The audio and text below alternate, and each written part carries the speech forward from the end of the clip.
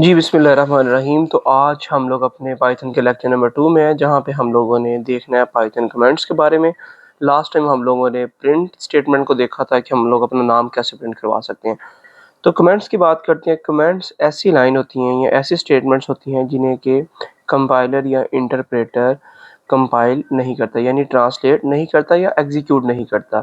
ये basically headings होती हैं या फिर एक्सप्लेनेशन रिमार्क्स होते हैं जो कि प्रोग्राम्स में दिए जाते हैं।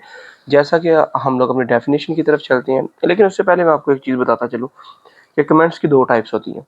एक हमारे पास होता है सिंगल लाइन कमेंट्स और दूसरा होता है जी मल्टी लाइन कमेंट्स।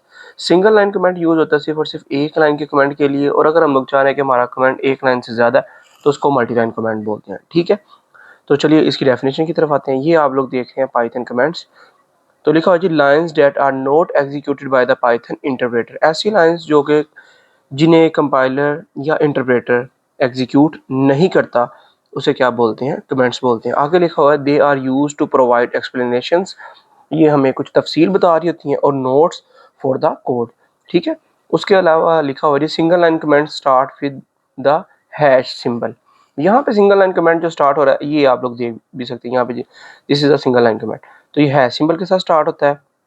वाइल जबकि multi line comments can be created using triple quotes.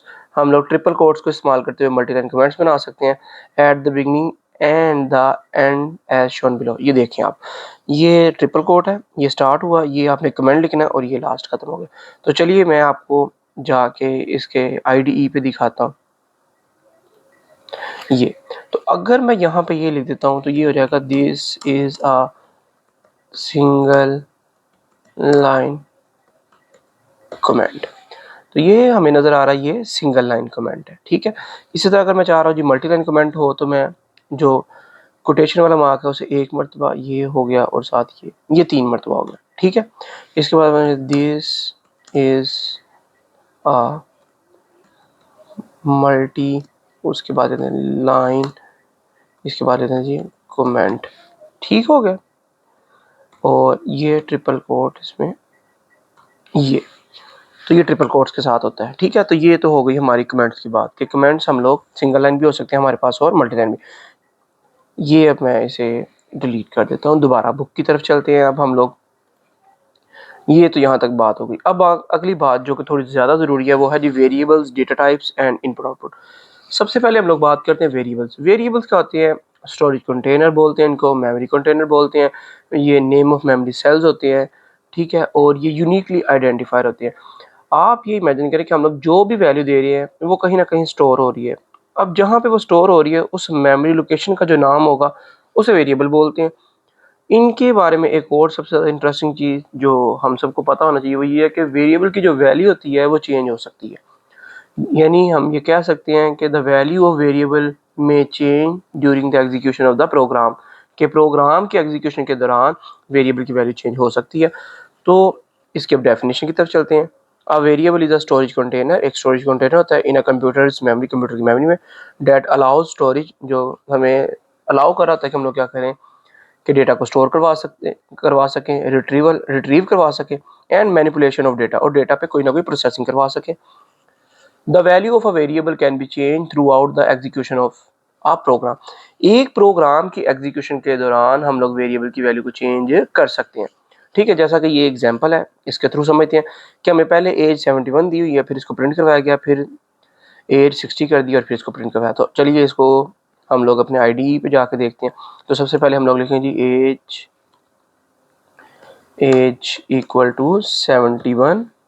उसके बाद प्रिंट स्टेटमेंट है जी हमारे पास प्रिंट, और लिखा हो जी अहमद, ये बड़ा आएगा सॉरी, अहमद लिव फॉर,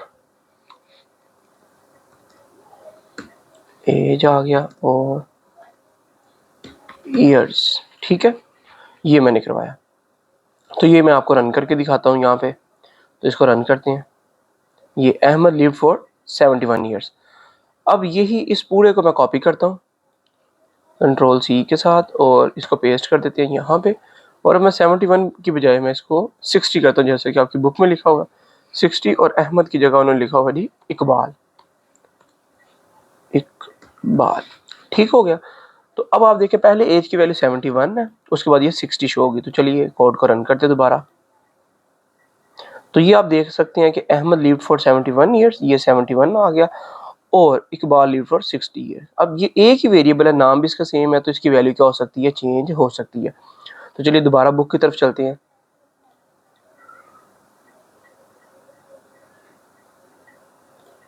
जी, तो ये आप लोगों ने देख लिया आज कि ये हमारे पास एक प्रोग्राम था जो हमने रन कर लिया, वेरिएबल्स के बारे में भी देख लिया। अगली बात है जी इनकी डेटा टाइप्स, यानी कि वेरिएबल का नेमिंग रूल, उसको भी देख लेते हैं ये साथ ही।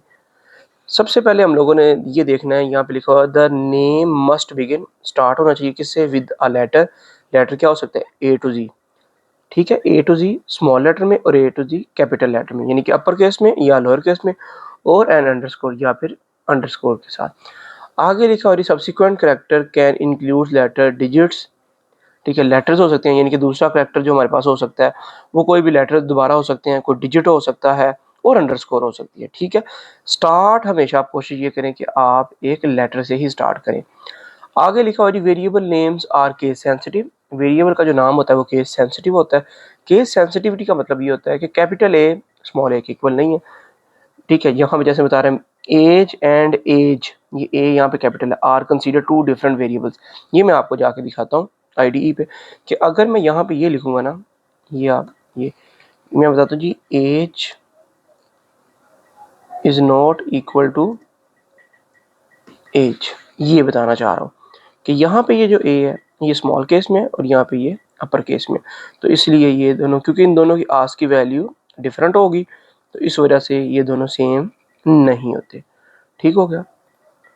अब लास्ट हमारे पास है जी Python's reserve word. Reserve word क्या होते हैं, कीवर्ड्स होते हैं, ऐसे वर्ड्स जिनका मीनिंग पहले से बयान कर दिया गया होता है। जब हम लोग प्रोग्राम, जो डेवलपर होता है जिसने लैंग्वेज बनाई होती है, वो उसके मीनिंग पहले से बता देता है, तो ऐसे वर्ड्स को वेरिएबल के नाम के तौर पर इस्तेमाल नहीं किया जा सकता। Python reserve words such as for, while, if etcetera can not be use as a variable names. तो ये जितने भी कीवर्ड्स या रिजर्व वर्ड्स हैं, इन्हें हम लोग पाइथन में वेरिएबल के नाम के तौर पर इस्तेमाल नहीं कर सकते। तो मैं उम्मीद करता हूँ कि आप सबको ये लेक्चर की समझ आई होगी। आप अपना बहुत सारा ख्याल रखिएगा। इस वीडियो पे आप लाइक ज़रूर करें, कमेंट करें, अपने जितने भी स्टूडेंट आप लोगों के क्लास फेलोज हैं उनके साथ शेयर करें। अल्लाह हाफिज़।